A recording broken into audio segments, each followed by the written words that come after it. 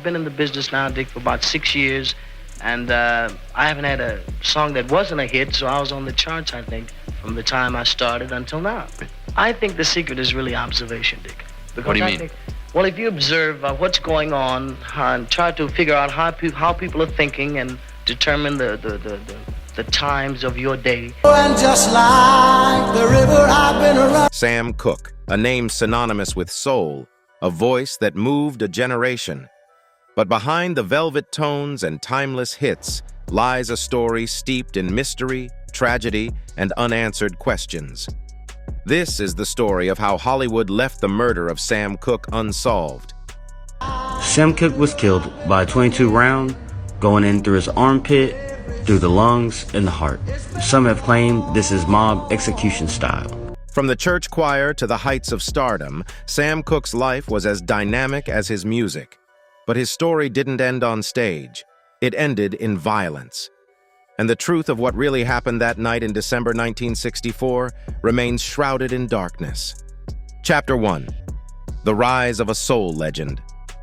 In the vibrant world of rhythm and blues, where every note seemed to pulse with life, a young man with an angelic voice began his journey. That young man was Sam Cooke, and even in his early days, his talent was undeniable. Born on January 22, 1931, in Clarksdale, Mississippi, Sam's life started during the tough times of the Great Depression. His family eventually moved to Chicago, searching for better opportunities, and it was in this bustling city that his love for music truly began to flourish. From a young age, Sam was drawn to music. He joined his church choir, where his voice stood out as something extraordinary, a pure and unadulterated gift that left everyone who heard him spellbound. As a teenager, he joined a gospel group called the Soul Stirrers, where he showcased his exceptional vocal range and ability to convey deep emotions through song. The group's harmonious melodies were a testament to Sam's undeniable talent, and they quickly gained a devoted following. The 1950s saw the rise of a new genre, rhythm and blues, and Sam Cooke was right at the forefront of this musical revolution. His transition from gospel to secular music marked the beginning of a meteoric rise in his career. One of his earliest hits, You Send Me, released in 1957, was an instant sensation. The song's gentle, romantic lyrics, delivered with Sam's velvety voice, struck a chord with audiences across the nation. It quickly climbed to the #1 spot on both the Billboard R and B chart and the pop chart, making it a crossover success. But You Send Me was just the beginning for Sam Cooke.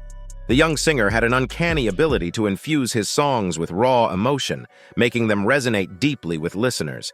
Hits like Cupid, Chain Gang, and Wonderful World followed, captivating hearts with their melodic charm. Sam's live performances were legendary as well. His charismatic stage presence and undeniable charm left audiences spellbound. It was as if he had a direct line to their hearts, a connection that transcended the confines of the stage. However, as the saying goes, the brighter the spotlight, the darker the shadows. Beneath the glittering surface of stardom lay the intriguing shadows of controversy. Sam Cooke's life was not without its complexities, and as the adoration of fans and the allure of fame grew, so did the challenges he faced. The music industry of the time was rife with racial discrimination, and even a talented artist like Sam couldn't escape the harsh realities of prejudice and inequality. This backdrop of racial tension would eventually shape his career in ways that were both inspiring and challenging. Sam Cooke wasn't just satisfied with being a successful singer. He wanted to take charge of his own life and career. In a time when most artists, especially black artists, had little control over their work, Sam made a bold move by starting his own record label, SR Records. This wasn't just a business decision, it was Sam's way of breaking free from an industry that often exploited black talent. SAR Records became a place where new artists, mostly black, could have a shot at success in an industry that was stacked against them.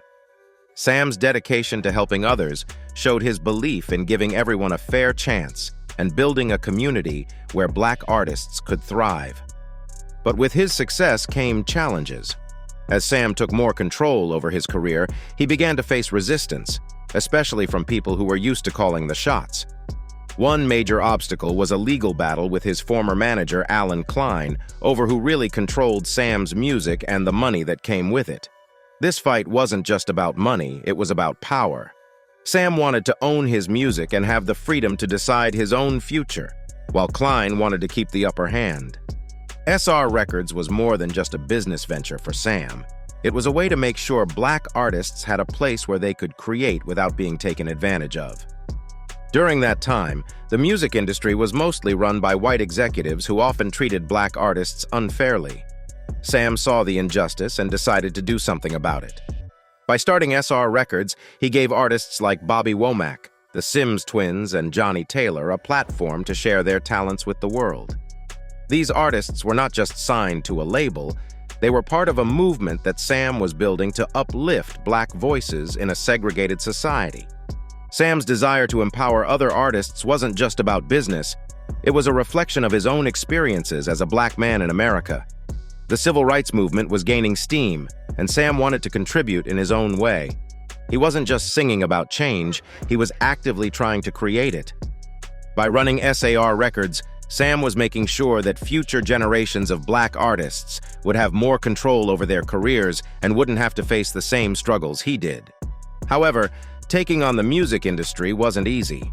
As Sam gained more control and became more successful, he attracted the attention of people who didn't like that he was shaking things up. The legal battle with Klein became a huge burden. Klein, who had helped Sam land a big contract with RCA Records, was also known for his cutthroat business tactics. When Sam began to suspect that Klein wasn't being honest about the money and control over his music, their relationship fell apart. This fight over royalties and rights became a long and exhausting struggle that took a toll on Sam's career and finances. This legal mess with Klein was more than just a personal issue for Sam. It highlighted the struggles that many black artists faced in the industry. Even when they achieved success, they were still vulnerable to being exploited by those who held the power. Sam's fight to control his own music was symbolic of the broader battle for equality and respect that black musicians were fighting. The stress from this ongoing battle with Klein added yet another layer of difficulty to Sam's already complicated life. You see, Sam Cooke was not only a legendary singer, but also a man deeply connected to his family. In 1951, he married his high school sweetheart, Dolores Mohawk, and the couple shared the joys and challenges of raising a family.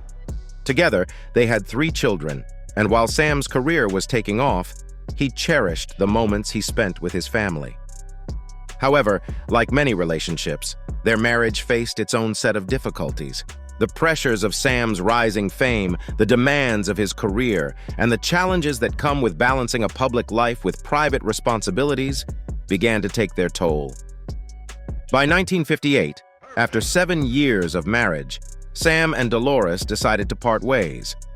Their divorce marked a significant moment in Sam's personal life, reflecting the strain that his fast-paced career had placed on his relationships. Despite the end of his marriage to Dolores, Sam's desire to build a family remained strong. He soon found love again with Barbara Campbell, whom he married after his divorce. Barbara became a central figure in Sam's life, and together they continued to grow their family.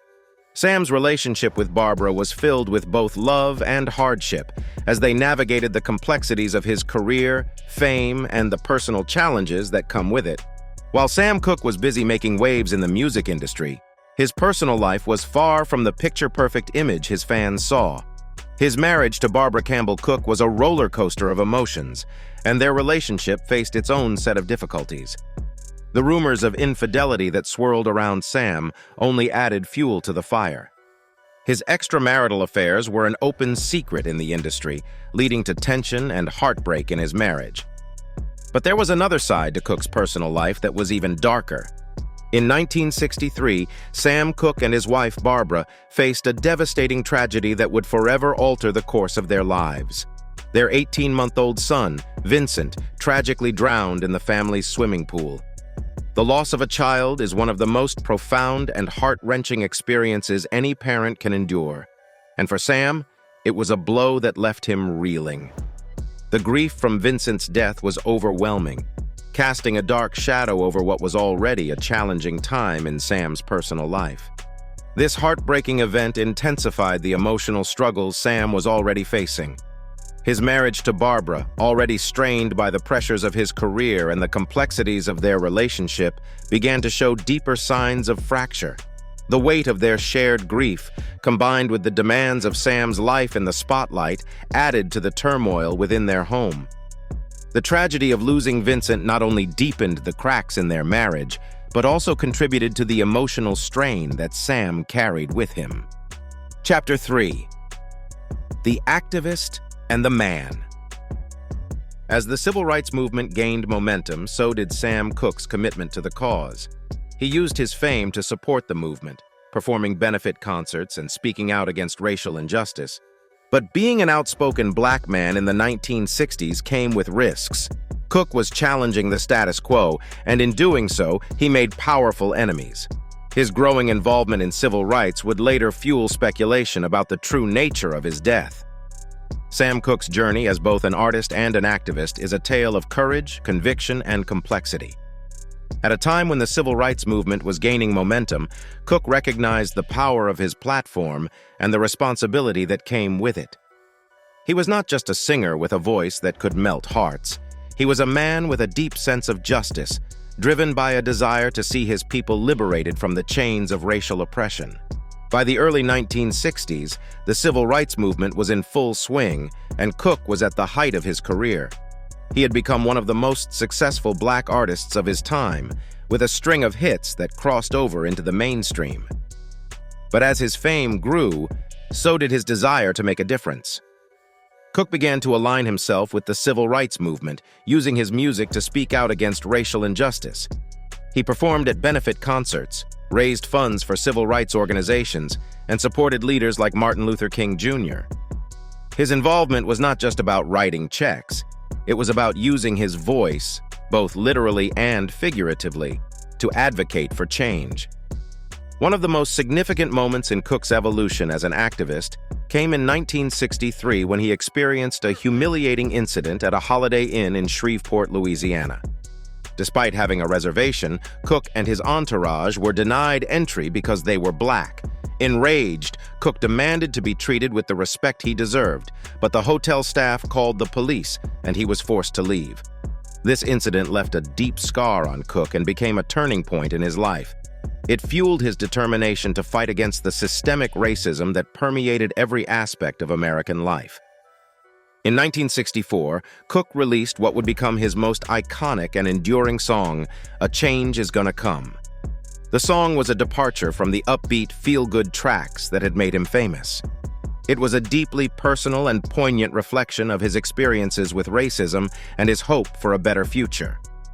The lyrics were inspired by his own life, including the Shreveport incident and the broader struggle for civil rights. The song's opening lines, "I was born by the river, in a little tent, oh, and just like the river, I've been running ever since," captured the weariness and resilience of a people who had been fighting for their rights for generations. But it was the chorus, with its message of hope. "It's been a long time coming, but I know a change is gonna come, oh yes it will," that resonated most powerfully with listeners. "A Change Is Gonna Come" quickly became an anthem of the civil rights movement, embraced by activists and ordinary people alike. It was a song that spoke to the struggles and aspirations of Black Americans, offering a message of hope and perseverance in the face of adversity. However, being an outspoken black man in the 1960s came with significant risks. The civil rights movement was not just a battle for equality. It was a direct challenge to the deeply entrenched power structures that had kept black people oppressed for centuries. Those who dared to speak out risked not only their careers, but their lives. Cooke was acutely aware of these risks.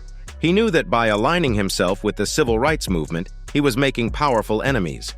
The FBI, under the leadership of J. Edgar Hoover, was notorious for its surveillance and harassment of black leaders and activists. Figures like Martin Luther King Jr., Malcolm X, and Muhammad Ali were all targets of government scrutiny, and Cooke's growing involvement in the movement placed him squarely in the crosshairs. Despite the dangers, Cooke refused to back down. He continued to use his platform to advocate for change, even as the threats against him grew. Friends and associates noticed that Cooke became increasingly cautious and aware of his surroundings. He knew he was being watched, but he was determined to continue his work until he met his tragic demise. Chapter 4. The Dark Night at the Hacienda Motel. In the early hours of December 11, 1964, the Hacienda Motel in south-central Los Angeles became the setting for one of music history's most tragic and mysterious events. The motel, a dingy establishment offering rooms for just $3 a night, was not a place where anyone expected to find a superstar. Yet, it was here that the life of Sam Cooke, one of America's most beloved soul singers, was abruptly and violently cut short. At approximately 3 a.m., gunshots rang out, piercing the stillness of the night. Strangely, none of the motel's other guests seemed to take much notice. In this neighborhood, gun violence was disturbingly common, a tragic reality that had dulled the senses of those who lived there. Even the police officers who arrived at the scene appeared unfazed. The sight of a dead man, naked except for a sport coat and a single shoe, slumped against the door of the motel manager's office, was just another grim statistic in their eyes. But as the hours passed, the true identity of the victim began to emerge, and with it, a wave of shock and disbelief. The lifeless body belonged to none other than Sam Cooke, the 33-year-old musical pioneer who had revolutionized American popular music by blending the spiritual fervor of gospel with the rhythm and blues that defined the era. Cooke was not just a singer, he was an icon, a voice that had bridged cultural divides and helped to pave the way for other artists like Aretha Franklin and James Brown. For those who knew and loved him, the news was inconceivable. How could someone with such a heavenly voice meet such a hellish end? For over half a century, the hazy and often contradictory details surrounding Cooke's death have baffled family, friends, and fans alike. And now, as questions about his mysterious demise resurface, fueled by renewed interest in his life and legacy, the unsolved mystery of Sam Cooke's murder continues to haunt the public consciousness. On the night of his death, Cooke had spent the evening dining at Martoni's, a trendy LA restaurant frequented by the city's musical elite. He was in high spirits, enjoying the company of his close friend and producer Al Schmidt and Schmidt's wife. The night was filled with laughter, music, and martinis, with Cooke even flashing a wad of cash, $5,000 in earnings from recent concerts. As the evening progressed, Cooke struck up a conversation with a woman at the bar, a 22-year-old named Elisa Boyer. She was not known to Schmidt, but Cooke seemed taken with her. The pair left together, planning to meet up with Schmidt later at a nightclub called PJ's. However, when Cooke arrived at the club, it was nearly closing time, and he was denied entry. Instead of returning home, Cooke drove Boyer 15 miles south to the Hacienda Motel. They checked in just after 2:35 a.m., posing as husband and wife. The real Mrs. Cooke, Barbara Campbell, was elsewhere, likely aware of her husband's nocturnal habits, but perhaps not overly concerned. What happened next remains one of the great mysteries of Cooke's life. According to Boyer, Cooke became aggressive once they were in the room. She claimed that he dragged her into the bedroom, pinned her down, and began tearing off her clothes, intent on raping her. In her account, Cooke disrobed and entered the bathroom, giving her the opportunity to gather her clothes, along with his, and flee.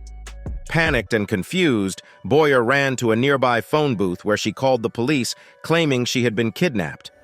Cooke, upon discovering that Boyer and his clothes were gone, reportedly flew into a rage. Dressed only in his sport coat, he stormed to the motel manager's office, demanding to know Boyer's whereabouts.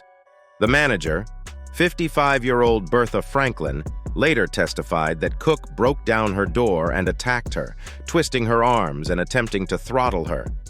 In the ensuing struggle, Franklin managed to grab a .22 caliber pistol and fired 3 shots at Cooke.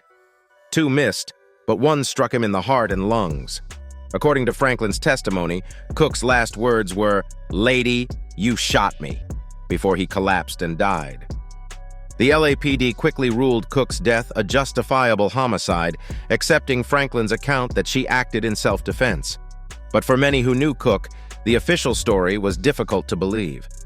The behavior described seemed utterly out of character for a man known for his gentle nature and charm. Moreover, the circumstances surrounding his death raised numerous questions that have never been satisfactorily answered. Chapter 5. The Unsolved Mysteries and Lingering Doubts. From the moment news of Sam Cooke's death broke, skepticism and suspicion began to swirl. The official narrative put forth by the LAPD that Cooke had attempted to rape Elisa Boyer and then attacked Bertha Franklin in a drunken rage did not sit well with those who knew the singer. To them, the scenario seemed implausible, inconsistent with the man they knew. One of the most glaring inconsistencies in the case was the location itself. Why would Cooke, a wealthy and successful artist, take a woman to a rundown motel in a dangerous part of town, bypassing numerous more suitable accommodations along the way? The Hacienda Motel was notorious as a hub for pimps and sex workers, a far cry from the upscale establishments Cooke typically frequented. Some have speculated that Cooke was lured there as part of a setup, a theory bolstered by Boyer's later arrest on prostitution charges and her 1979 conviction for second-degree murder in an unrelated case. Furthermore, the $5,000 Cooke had been seen carrying earlier in the night was never recovered, raising suspicions of robbery. Was Boyer working with Franklin to rob Cooke? Both women had checkered pasts, and the idea that they conspired together is one that has persisted for decades, though no direct evidence has ever surfaced. Another troubling aspect of the case was the physical evidence, or rather the lack thereof. Cooke was shot with a .22 caliber pistol, but the gun registered to Franklin was a .32. The bullet that killed Cooke, which should have been key evidence, was inexplicably lost by the police. Even more disturbing were the injuries reported by those who saw Cooke's body after his death. Singer Etta James, who viewed Cooke's remains at his funeral, described horrific injuries far beyond what Franklin's account suggested. According to James, Cooke's head was practically disconnected from his shoulders, and his hands were broken and crushed. Such injuries seemed inconsistent with Franklin's claim that she had only struck him with a broomstick after shooting him. These discrepancies have led some to theorize that Cooke may have been killed elsewhere and his body brought to the motel afterward, or that others were involved in the attack. The idea that Cooke's death was part of a broader conspiracy is not as far-fetched as it might seem, given the climate of the times. At the time of his death, Cooke was not just a popular singer. He was also a businessman and a vocal advocate for civil rights. His friendships with prominent black figures like Muhammad Ali and Malcolm X, both of whom were under surveillance by the FBI, have led some to wonder whether Cooke's death was more than just a tragic accident. Could his growing influence and activism have made him a target? Former LAPD officer Norman Edelin, one of the few black officers serving at the time, has spoken about the pervasive racism within the department. He believes that the LAPD's lackluster investigation into Cooke's death was indicative of a broader indifference toward black victims of crime. The LAPD didn't give a damn about Sam Cooke, Edelin has said, pointing out that the department's attitude towards minorities was shaped more by what they looked like than by the crimes committed against them. Edelin has even suggested that the FBI might have had a hand in Cooke's death, or at the very least in the subsequent cover-up. The agency, under the leadership of J. Edgar Hoover, was known for its hostility towards civil rights leaders and other prominent black figures. Cooke's close ties to Ali and Malcolm X, combined with his own emerging activism, could have made him a person of interest to federal authorities. Muhammad Ali himself expressed doubts about the official story, noting that if Cooke had been a white celebrity like Frank Sinatra or Ricky Nelson, the investigation would have been far more thorough. Instead, the LAPD's cursory handling of the case only fueled suspicions that there was more to Cooke's death than met the eye. In the years since, numerous theories have been proposed, ranging from the plausible to the outlandish. Some have pointed fingers at Cooke's business manager, Alan Klein, a ruthless figure in the music industry known for his sharp dealings. Klein had control over much of Cooke's financial assets, and some believe he may have orchestrated the singer's death to secure his grip on those resources. Others speculated that it was a setup orchestrated by those who felt threatened by Cooke's influence and activism. There were whispers of mob involvement, given Cooke's ties to the music industry, and even suggestions that the FBI had a hand in silencing the outspoken singer. Despite the many questions, the case was quickly swept under the rug. Hollywood, the music industry, and law enforcement all seemed eager to move on, leaving Sam Cooke's murder shrouded in mystery. His family and fans were left to wonder, was justice ever truly served? Chapter 6. The Legacy of Sam Cooke. Sam Cooke's voice was silenced, but his music lives on. He left behind a legacy that transcends his untimely death, a legacy of hope, resilience, and the fight for justice. His songs continue to inspire new generations, reminding us of the power of music to change the world. Yet the questions surrounding his death linger. Hollywood may have turned a blind eye, but the truth is still out there, waiting to be uncovered.